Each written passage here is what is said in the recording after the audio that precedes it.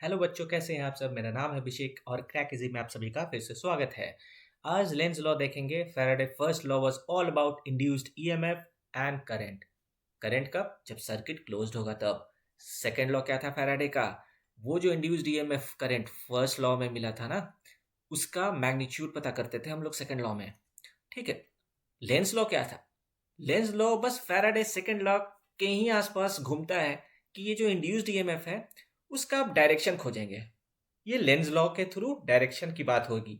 लेकिन मैंने आपको लास्ट वीडियो में बताया था कि फॉर्मूला में माइनस कहाँ से आता है।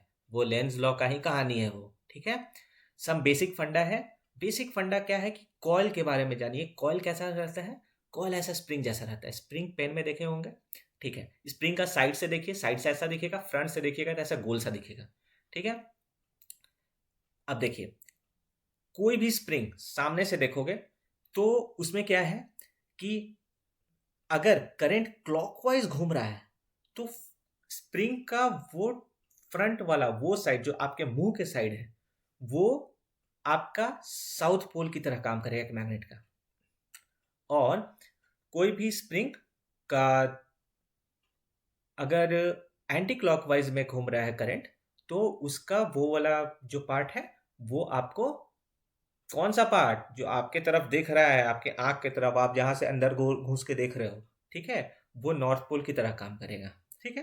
तो लेंस लॉ क्या बताता है कि चेंजिंग मैग्नेटिक फील्ड के चलते जो भी इंड्यूस्ड ईएमएफ और करंट इंड्यूस होता है किसी कंडक्टर में, उसका डायरेक्शन ऑफ करंट ऐसा होता है कि वह उसे अपोज करता है जो उसे प्रोड्यूस करता है।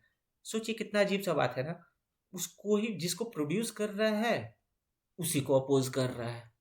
ठीक है। तो थोड़ा इजी बात है ना। ठीक है।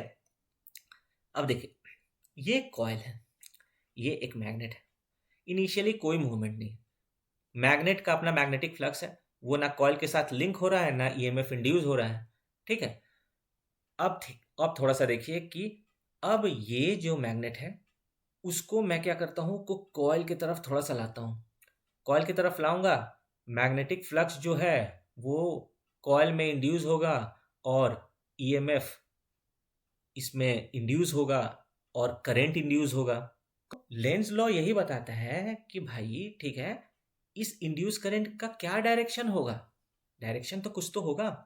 तो देखो क्या है ना कि जब ये कॉइल है और ये मैग्नेट है, मैग्नेट का ये नॉर्थ पोल है, ये साउथ पोल है। अब क्या है कि ये मैग्नेट जब कॉइल के तरफ गया, कॉइल में जब ईएमएफ इंड्यूस किया तो कॉइल बोल रहा है कि मैं इसे अपोज करूंगा, मुझे नहीं चाहिए, you please go away. Coil बोल रहा है कि dear please allow me to induce EMF in you. लेकिन कॉइल बोल रहा है कि नहीं, आई विल अपोज इट। तो ये अपोज करने के लिए कॉइल जो है वो बन जाता है नॉर्थ पोल। नॉर्थ पोल ही बनेगा तभी तो इसके मैग्नेट के नॉर्थ पोल को रिपेल करेगा। और हम लोग जानते हैं, यहाँ पे देख चुके हैं हम लोगों ने ना कि अगर नॉर्थ पोल बन रहा है तो एंटी क्लॉकवाइज मेरा करंट घूम रहा होगा। ठीक है। तो ये एंटी क्लॉकवाइज करंट घूमा। ठीक है। अब क्या है कि मैग्नेट है और मैग्नेट बोला कि ठीक है, okay coil, I am going away, I will not induce EMF in you. यहां भी ये कॉइल बाबू को प्रॉब्लम है, please magnet don't go away. और ये जब भी जा रहा था मैग्नेट, उसको भी रोकने के लिए इसको भी अपोज कर रहा है कि नहीं तुम मत जाओ। और इसके लिए ये कॉइल जो है वो साउथ पोल बन जा रहा है ताकि ये नॉर्थ पोल को अट्रैक्ट कर सके। और यहाँ पे जो हम लोगों ने देखा था कि साउथ पोल बनेगा तो क्लॉकवाइज करंट घूमने लगेगा। ठीक है। और यही है बाबू लेंज लॉ, और कुछ नहीं है लेंज लॉ। समझे? इट्स ऑल अबाउट एक कॉइल और एक मैग्नेट की कंफ्यूज्ड लव स्टोरी है और कुछ नहीं। ना दूर जाते हैं ना पास आते हैं। समझे? Thank you very much.